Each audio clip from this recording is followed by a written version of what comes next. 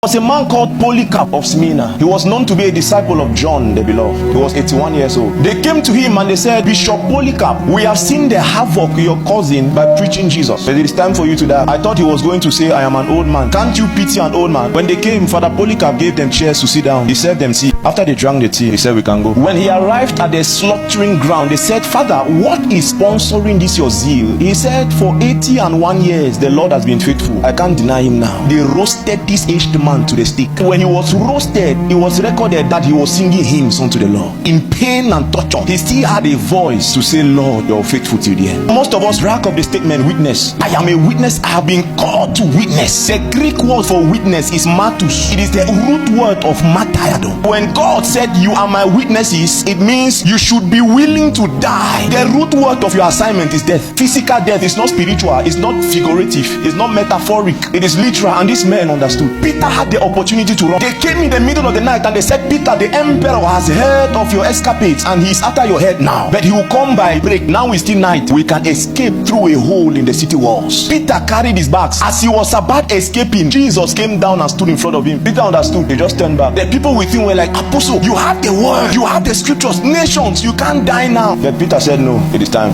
When they were about to crucify Peter, Peter said, hold on. They thought he was about to beg. He said, please, when crucify me upside down. I can't die like my master. Turn me upside down. And this is the same Peter you studied the book of Peter sleeping. You study the writings of Paul sleeping. Prophet Agabus came to him and said, sir, I saw in a vision and I'm seeing it now. Where you're going to, you will be bound with fetters. You will die like a chicken. Paul said, relax. What you're operating under is gift. Whatever happens to me in Rome meant to happen. On the day he was about to die, church history says that when the Roman soldiers came to bundle Paul, they knocked at his door. He told them to hold on. He wants to write a last message to Timothy. And the last words were, I have fought with fight. I have run the race. There remaineth for me a crown of life. After he wrote that, he said, come and take me. He went to the public square and he was beheaded. Hope you know the way they behead you in those days is not with sharp daggers. The pain must be excruciating. That is why the daggers were blunt. The same thing happened with Perpetua and Felicity. When killing Felicity, Felicity had to beg the guy, please put the knife here. The pain is too much. Because they gave the knife to a novice. He didn't know how to slaughter, so he was missing at every shot. He attempted like 5 times. You can imagine the state of Perpetua's neck. She said, sir, don't torment me any longer. Let me teach you how to kill somebody. Put here. This is where the windpipe is. They slew her. And then someone is desiring to enter the same heaven with this kind of man. You who cannot withstand hunger, house rent is your issue. Simple church dedication is an issue. Inconsistency is an issue. When we mention things like dying for God, somebody is saying,